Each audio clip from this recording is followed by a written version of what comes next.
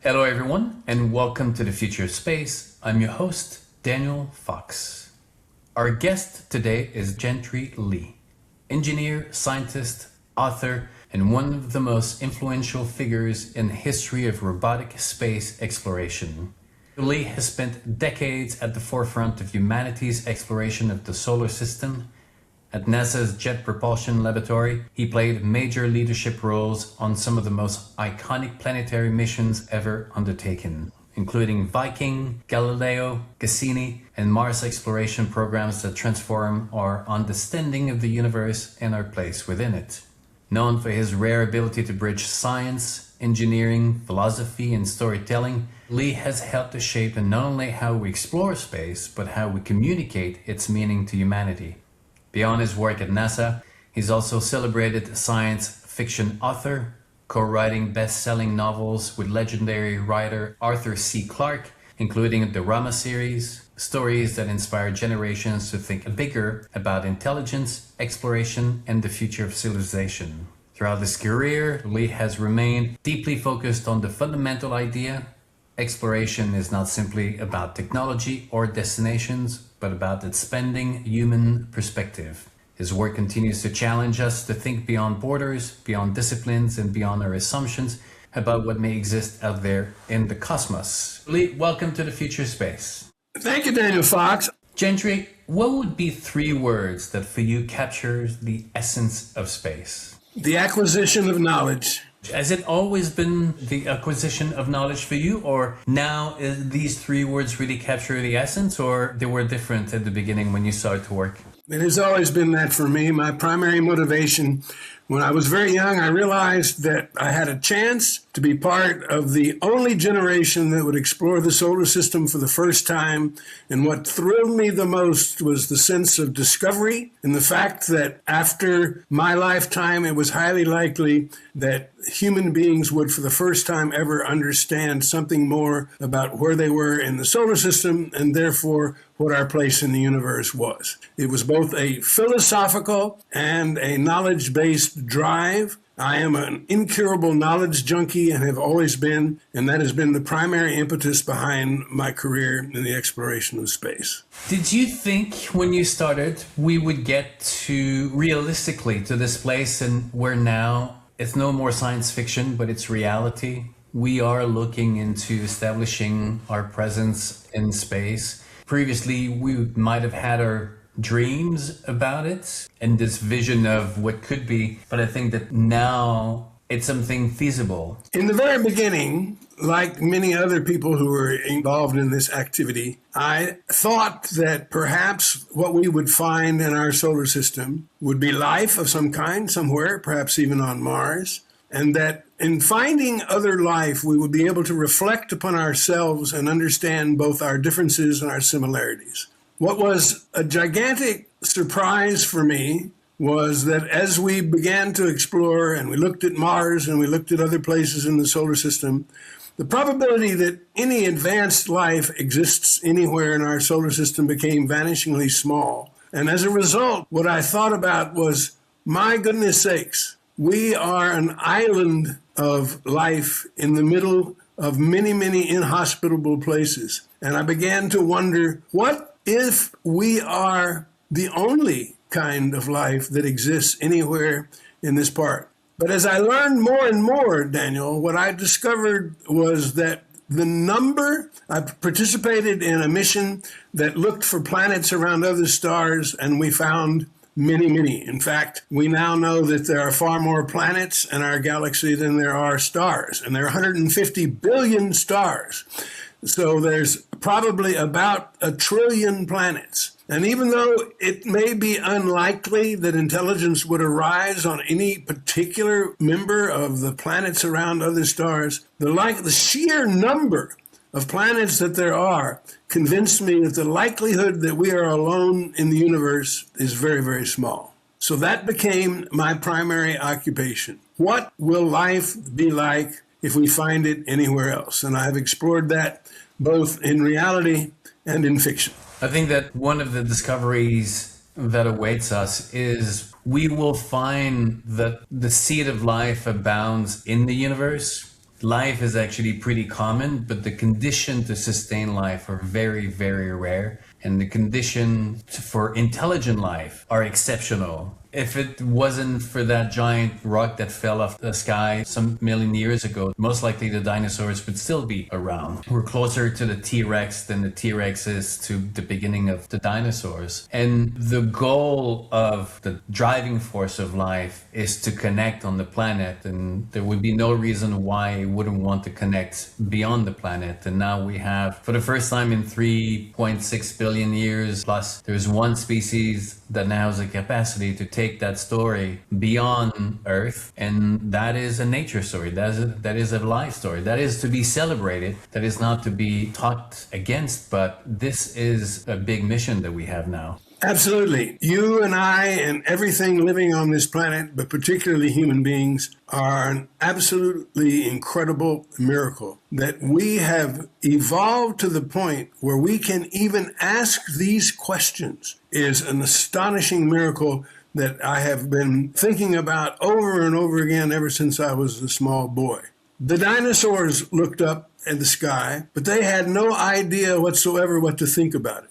Early humans looked up at the sky and they thought, what are those things twinkling out there? Are those campfires from another species somewhere? And it's only been recently that we have, thanks to the scientific method, been able to think about what we really are. And as I say in the film over and over again toward the end, the one dominant thought that I have had as a result of all this exploration that I've been engaged in is what an incredible paradise the planet Earth is. And we have become, for better or for worse, the stewards of that planet. And often what I think about, Daniel, is what would an advanced extraterrestrial think if he, she, or it were to visit us and ask the question, what is this species? And try to make a report back to something which I'm going to call the Foundation Galactica or something like that. I fear that what that extraterrestrial would say is, I don't think I want to have anything to do with those dudes. They're not going to survive very long. They don't take care of the place where they are. They treat each other like crap.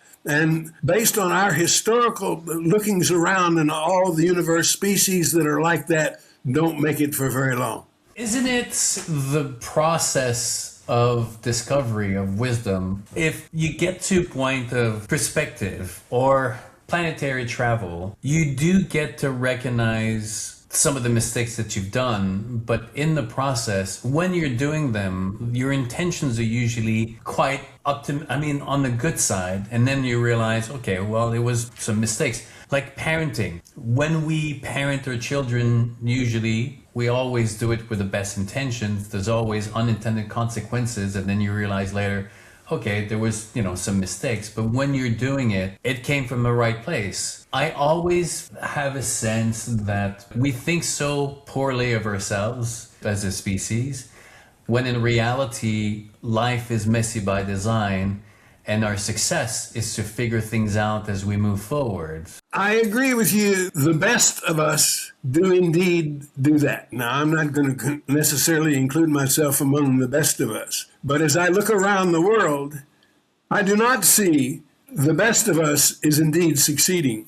I do not see the human species has awakened to its role in the universe, to its stewardship of Earth, and has taken a positive attitude towards what must be done. I once was in a conference with a bunch of very religious people, and the homocentrism was about to drive me crazy. And I said, can you people stop for a moment and stop thinking that we are a little lower than the angels and realize that we are just a slight nudge better than the monkeys? Because if you can do that, then you will realize that we must stop and fight against some of our reflexes, some of our reptilian brain, in order to construct a possible future for our species. Because what has happened, Daniel, is that as history has evolved and technology has evolved, the ability of a very few number of us to destroy everything that we have has grown and grown. And we are living in a world right now where as few as several hundred people could doom the entire species. And are those several hundred people properly informed? Are they properly based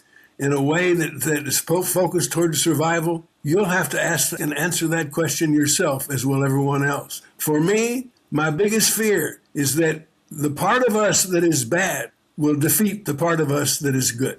Hopefully, we have enough people working on the solutions. And I remain, if there's one thing, if we look at history, despite all the ups and downs, our society has been successful at coming together in the worst of times and figuring out that thread to move forward. And I personally, and I'll be honest with you, I never thought. I've done 15 years of solo wilderness expeditions. I've written about the stars. I've written about the humility of experiencing the night sky and about the beauty of the stars. But I never thought one day we would get there, because I never connected the dots with technology. I never saw how technology was able to do it until I saw the 2 SpaceX rockets landing upright. That was, for me, my Apollo moment. I saw that and my brain shifted. And understanding the responsibility that comes with it, now we're about to take life beyond. And I think that this is a tremendously inspiring and exciting moment, and at the same time quite challenging, because it's a humongous leap that we're about to take. Going from single planet to multiplanetary, it's not a step that is easy. It demands tremendous work, but if you do it, it will create an entire new understanding of the human experience. But there's a lot of responsibility coming with it. I mean, are you looking with hope to the future, or you struggle in dealing with some of your understanding of the human species and where we can go? I am looking with hope for the future. I believe that there is in us what it takes to survive, to do the right thing, and to move forward. I am, however, chagrined that the leadership in the world today does not seem to understand its responsibility for the future. There are many, many signs all around us that our leadership in the world has become almost as bad as corporations in worrying about what the next quarter, instead of casting a long glance at what needs to be done in the future. A perfect example of this, which I talk about in the movie, is the failure to acknowledge that climate change is rapidly changing our world, and that the impact of it will be severe on life as we know it. And to me, it is impossible to understand how people who are in responsible positions cannot get together and make the decisions necessary so that hundreds of millions of people do not suffer in the future that is going to happen if we don't change it ourselves. So the answer is, I have 8 children. Would I have 8 children if I did not have hope for the future? I'm going to tell you a funny sideline, Daniel. One of the critics of my novels said, a problem with Mr. Lee's books is that all the people in them are very smart and do the right thing. And that gets to be a little boring. And I hardly ever respond to a critic, but I wrote that critic and said, I don't want to spend a year of my life writing about people who do bad things. I see that every day. Quick question. I always believe that the things that we seek for are not always the final destination, or they're along the way we discover other things that are more important. During the age of exploration, or during any exploration, when Europe started to explore the ocean, their idea was to find Asia and spices. In the process, they discovered North America and realized it made more sense actually to establish here in North America. Right now, we think as Mars as the obvious choice to go and put a colony. Do you think Mars is the most logical place to see ourselves, or along the way, on our journey to Mars, we will actually discover other places that makes more sense to establish a colony, or maybe it will be a space station somewhere that makes more sense? What are your thoughts? I have to tell you that I have been misquoted very often as being against human exploration. I am not against human exploration. I simply do not believe that the amount of knowledge gained from human exploration can compare to that which you can achieve by sending robots. And I believe we are not set anytime soon, in spite of what Elon Musk might think, to have colonies on Mars or anywhere else. The sheer engineering difficulty of establishing a permanent colony, even on the moon, much less on Mars, which is much, much farther away, in spite of the fact that most illiterate leaders in our country don't know that. I believe you should never send a human to do a robot's job, and that until a robot helps us understand where we might go and how we might benefit from it, we should not get ourselves all wrapped up with things that I think really don't add much. Now, I've made this statement and I stand behind it. The whole Artemis program is politically motivated. It has nothing to do with the acquisition of human knowledge. It is to prove to the world that we are superior to the Chinese, just as we tried to prove to the world that we were superior to the Russians in my youth. That doesn't mean that I am against the engineering that is necessary to do it. But what has happened is that the programs to acquire new knowledge, the scientific programs, the explorations of the new world and the telescopes to see what's going on in the universe have been severely cut in order to support the activity associated with sending human beings to the moon again. I believe this is a major mistake, and I have tried as best I could to be balanced about it and to have said to people, I'm not against human exploration, but can we share the limelight a little bit? Can we put some emphasis still on the acquisition of knowledge? Because after all, that is what really elevates us as a species, not doing things that resonate with a small percentage of the population. In the movie, I'm asked if I would like personally to go into space. And my answer emphatically is, I already have. My mind has been to many other places. The very best part of me has been extended to Mars, to Jupiter, and beyond. Is it your belief, though, that the process of exploration often or most of the time starts with political motives and then moves on to become scientific based? If we look, whether it's Antarctica, the Arctic, or any other previous geographical exploration, some of the initial incentive were politically, military, trying to establish presence. And then once that is done, then the science becomes easier. Because, I mean, obviously, in the 1969 with the moon, it was all about Russia. And some of the people question, why is it that it stopped after that? Well, it's because there was no commercial purpose to continue with the moon. Now the commercial has the capacity to step in with the moon. It's still more politically motivated. But isn't it the first step for science to step in after? I would like to believe informed individuals and leaders in our society would recognize the pursuit of knowledge itself is an ennobling goal, and all of humanity will benefit from it. That is not likely, however. Now, with respect to the exploration that's going on today, the only economic value that I can see is the generation of new entities to be engaged in high-level engineering whose value will have great economic value elsewhere, but not in the actual space. I have not seen a single sound economic analysis of anything in space that turns a profit. So I think that the political value might be there because the world probably believes that whoever is dominant in space is probably dominant militarily. But there is no economic value to it. One of my mentees, someone I mentored along the way, left and went out and tried to form a company to explore mining the asteroids. I told him at the time, that's a noble goal, but you'll never make a cent. There's no way that you can ever convince anybody that even going to an asteroid that is nothing but nickel and iron and bringing that all back to the Earth will ever make economic sense. For the time being, what I would like people to say is the value of exploration of our planets and our solar system and other stars is all in the acquisition of knowledge, which helps us to understand who we are and our place in the cosmos. Now, does that story sell in Washington, D.C.? Absolutely not. Why does it not sell in Washington, D.C.? Okay, Daniel Fox, I'm going to ask you a question.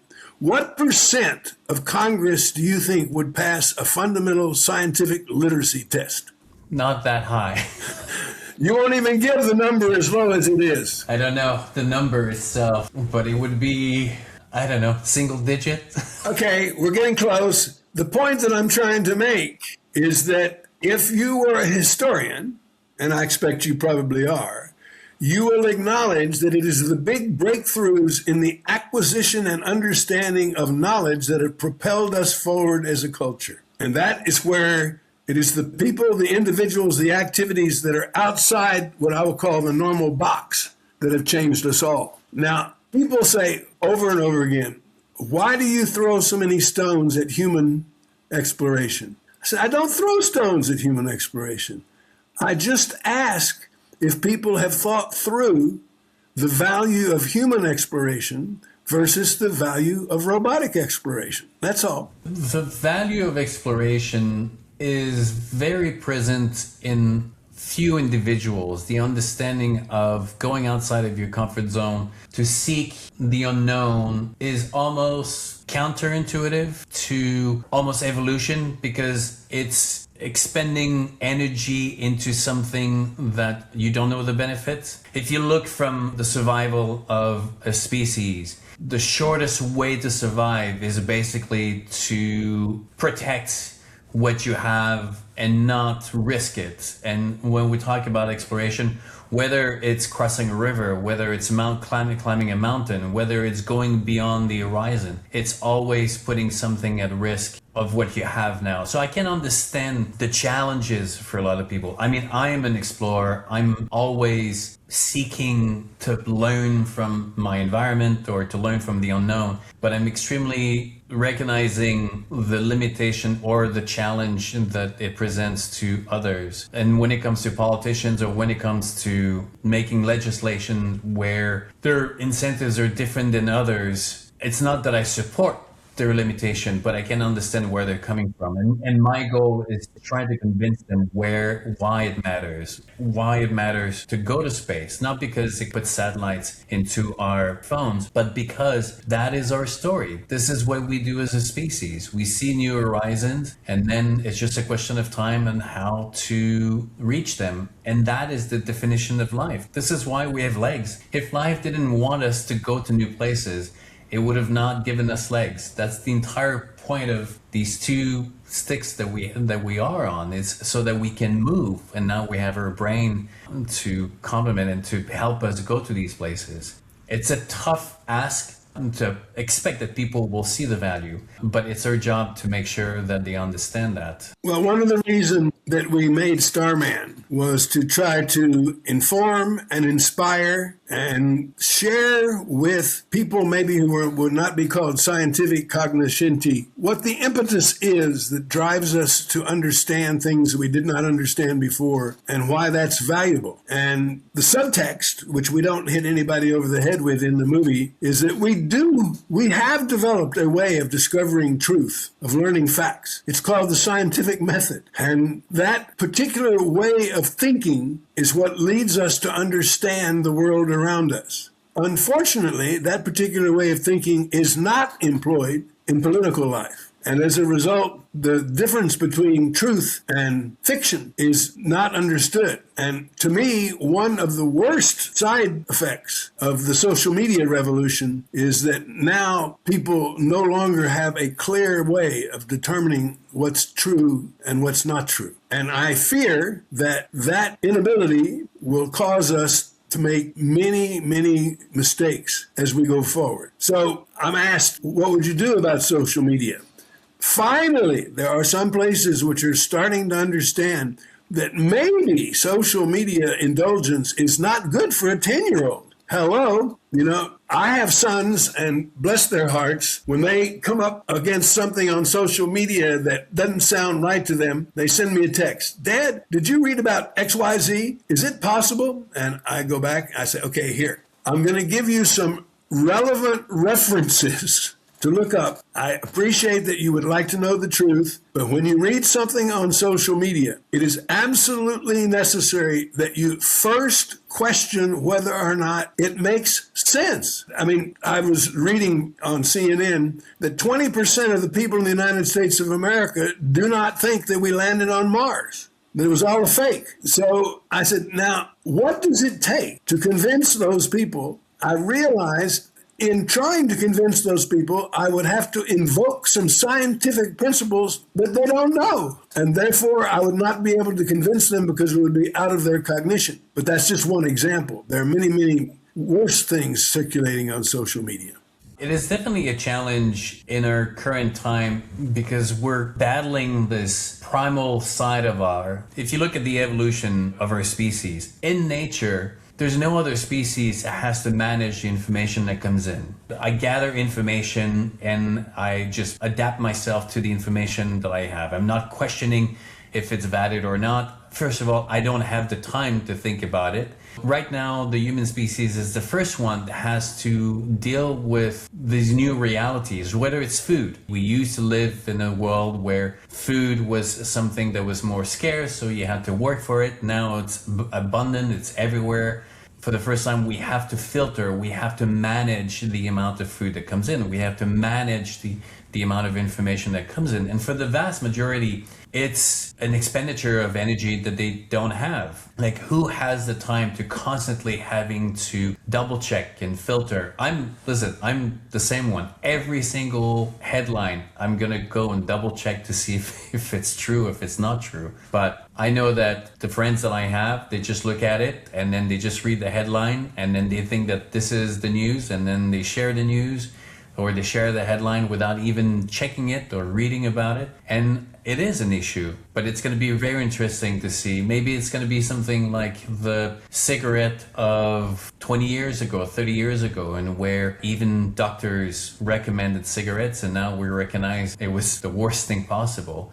20, 30 years from now, maybe we'll look back into the social media thing and say it needs to be structured and it needs to come with warnings, or maybe we don't do it the way we're doing it right now. But it's definitely a challenge for most of the people to manage the situation where we are right now. Of course, the big change is going to come from AI. There's not any question about that. The enormous steps forward in AI have created a situation for us as a species that we have never encountered exactly the same kind of a thing before. And again, I will underscore this. It is up to us as a society. People say, do you think AI is good or bad? I said, I don't think AI by itself is either good or bad. It's what humans do with it that might be considered good or bad. There are certainly advantages to having some ability to free human beings from drudgery and to say that we should do something no other species can do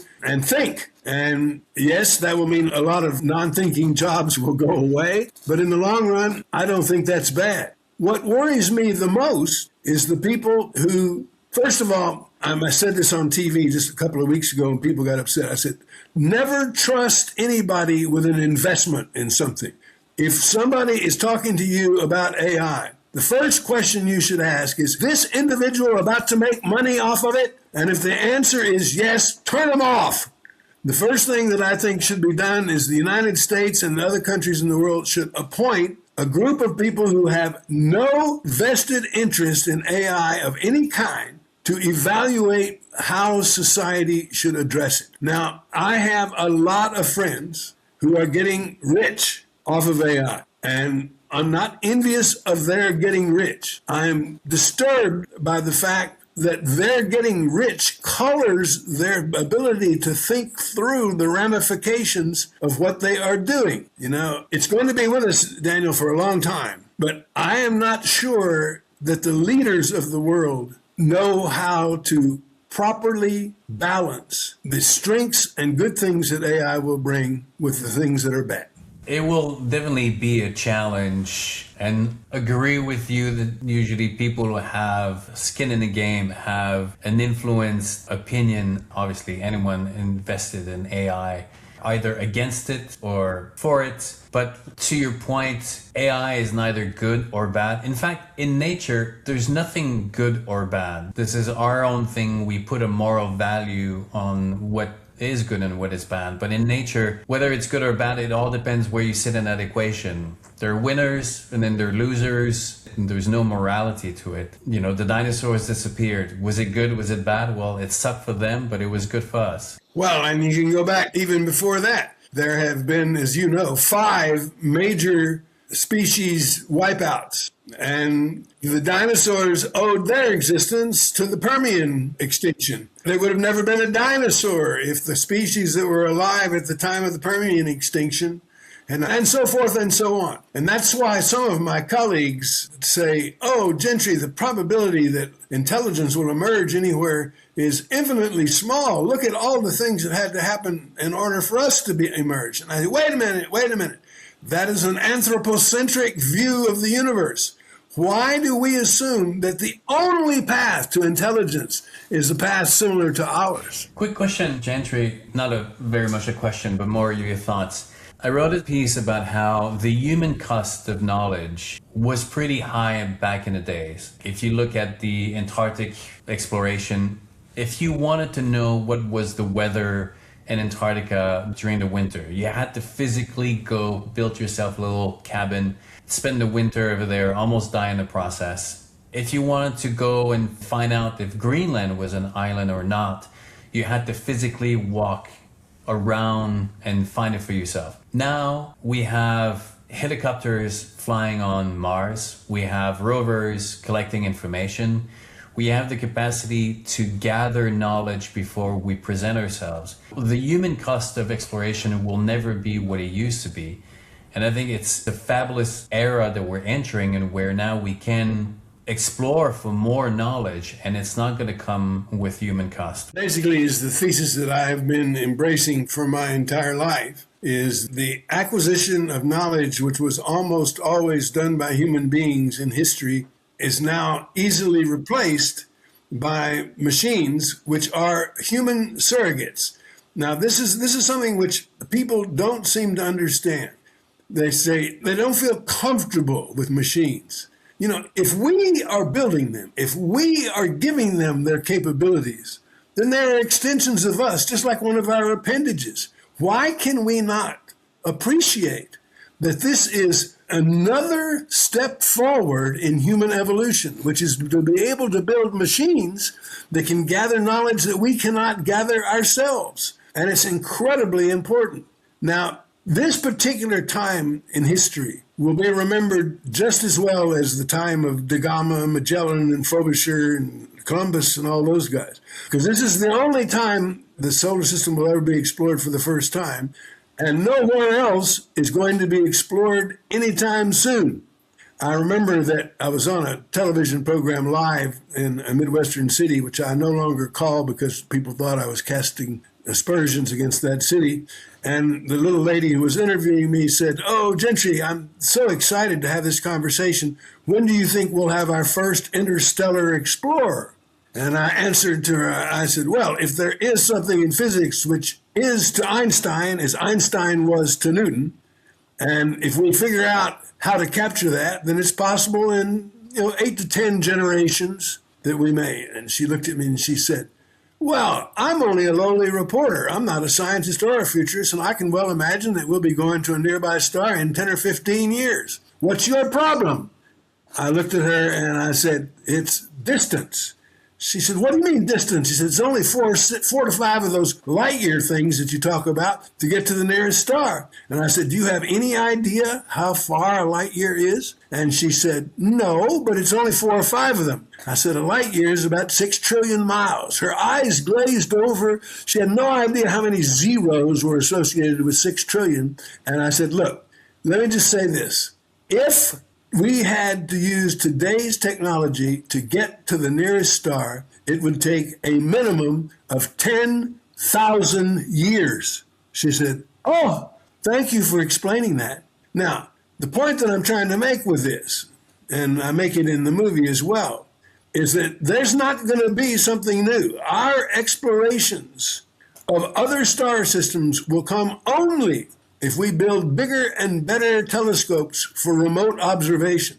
And those remote observations will indeed be able to determine whether there are atmospheres with disequilibrium gases that suggest the possibility of being replenished from the surface and all that sort of stuff. But actually going there with a spacecraft, Daniel, not happening anytime soon. I agree with you, not anytime soon, but in the back of my mind, I'm always cognizant of our perception of what is possible and what is not possible according to what we know, understanding that what we think can't happen today will be feasible in the future. In the same way that if 500 years ago I would talk to someone and I would tell them, listen, one day we will have these giant machines that can travel halfway across the world in 12 hours. Not only they would not believe me, but they would throw me to the fire because they would think I'm a witch or something like this. Arthur C. Clarke and I used to talk about this all the time.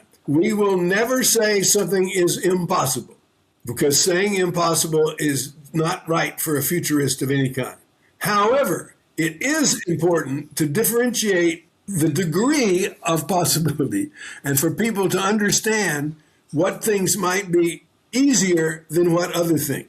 And right now, unless we figure out how to do fusion and get to fly close to the speed of light, we are not going to send spacecraft to other star systems. That I absolutely agree. It makes absolutely no sense, not only just in terms of age and time, but there's no rhyme or reason to spend that much time to travel to a place just to travel. I'm going to divert slightly. You said that this is a free forum.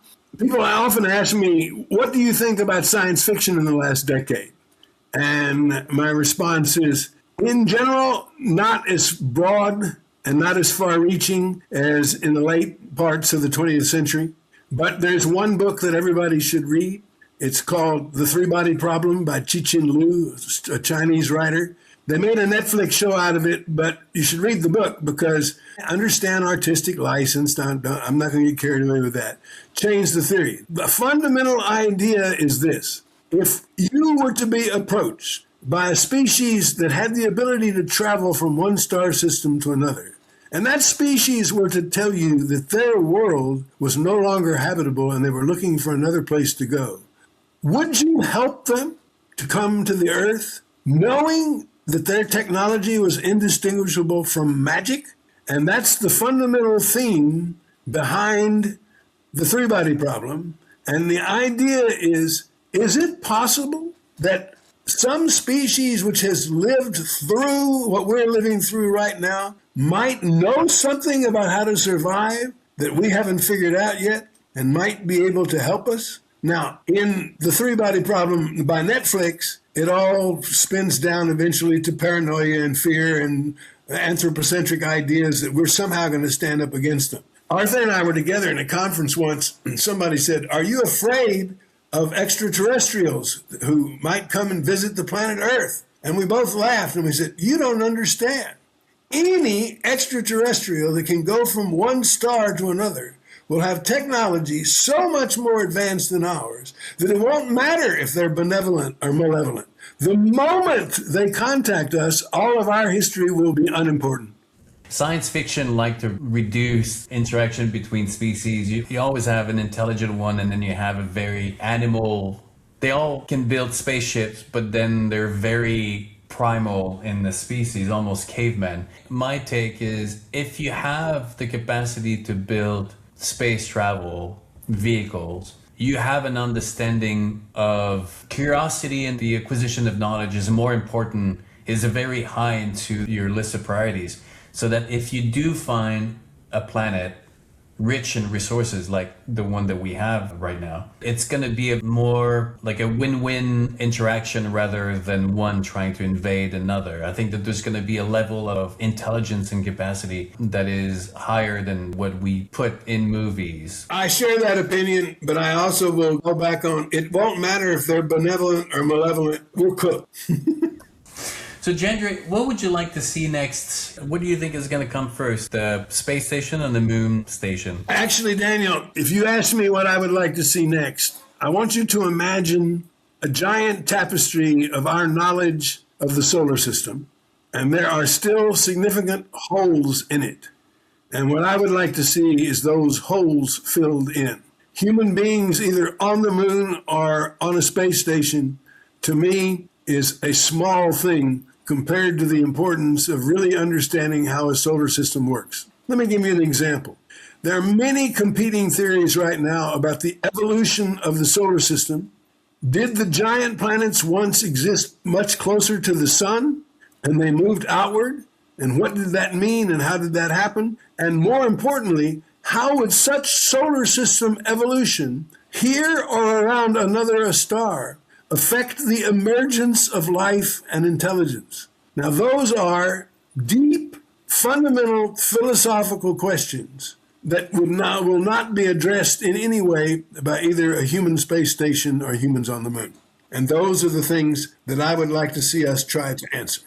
So with the new Vera Rubin telescope, they're discovering all these asteroids that are passing closer to the Earth than we thought. In fact, close enough and small enough that the possibility now of sending these little satellites to go and capture those asteroids, and so that we can park them into Lagrange orbit. And so we can start parking them over there and we can go and start mining them. But I thought it was absolutely incredible to think that now these ideas are no more science fiction, but they're reality. I think virtually every major undertaking in what I would call the robotic realm, either to explore the planets or to build bigger and better telescopes with different wavelengths, has uncovered an idea that has only been in the back of people's minds for generations. But all of this contributes to a greater appreciation of who we are. And I would like to come back in this conversation to your fundamental thrust in life. Our Earth is a paradise. If we don't work together to keep it a paradise, we will have violated, in my opinion, everything that helped us to become what we are in the first place. So I am very disturbed that what I will call the environmental appreciation movement has been set back so much in the last decade by people who either don't know or don't care, who are in leadership positions in countries around the world. Well, I think it's morphing, it's changing. I think that there's a lot of work being done, but that's a much longer conversation that could go on for a long time. Gentry, what would be your 3 words of wisdom? Human survival depends on tolerance. That's more than 3 words. We'll make it a word for 3 words. Listen, your work has been so incredible to learn, to discover the impact that you've had on our acquisition of knowledge and expanding our horizon is absolutely amazing. So a big thank you for making your dreams a reality and for chasing your grand ideas. The world is in a much better place because of it. So a big thank you. Well, thank you for that. I must say that I have been one of the most fortunate people who has ever lived. I have been able to do something with my life beyond my wildest dreams and imaginations. And I have partnered with some of the smartest people who ever lived. And the whole trip has been amazing. And I'm very lucky. And if somehow, some way, anything that I ever do or say helps some other young man or woman to have the gumption or courage to pursue his or her dreams, that would make me very happy. Well, we're happy today for having you on and having this great conversation. Gentry, thank you so very much for everything. Thank you, Daniel.